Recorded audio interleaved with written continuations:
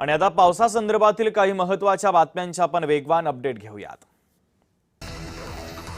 मुंबईला पाणीपुरवठा करणाऱ्या 7 धरणांमध्ये 89.8% पाणीसाठा आहे। गतवर्षीच्या तुलनेत अधिक पाणीसाठ्याची नोंद झाली असून पाण्याची चिंता मिटलेली आहे। पश्चिम विदर्भाला अतिवृष्टीचा फटका बसला। नदी नाल्यांना आलेल्या पुरात 6 जणांचा मृत्यू झालाय, तर अमरावती जिल्ह्यात 72,000 हेक्टरवर शेती पिकांचे नुकसान झाले।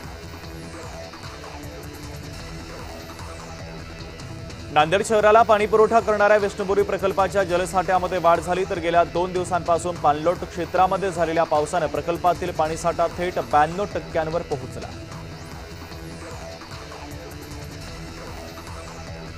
जायकवाडी धरणातील पाणीसाठा 84% झालाय, तर 40,000 पेक्षा अधिक क्युसेक वेगाने पाण्याची आवक नदीपात्रामध्ये सुरू आहे। पावसामुळे लोणावळ्यामधील प्रसिद्ध भुशी धरण पर्यटकांनी फुलून गेले। सुट्टीचा आनंद घेण्यासाठी विविध भागांतून हजारो पर्यटकांनी भुशी धरणावर गर्दी केली।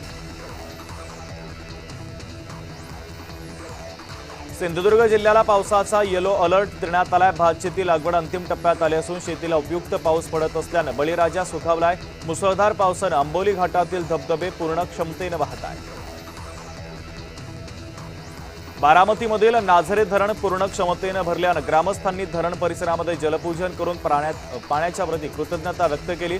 विशेष म्हणजे श्री खंडोबा महाराजांच्या करा स्नानासाठी ज्या ठिकाणी परंपरेने स्नान केले जातं त्याच पवित्र स्थळी जलपूजन संपन्न झाले।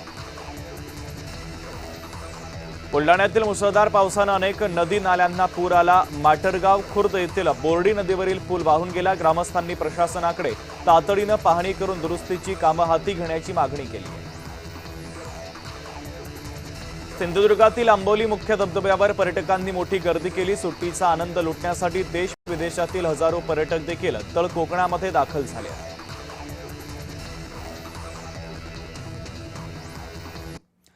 आता आपण पाहूयात मेट्रो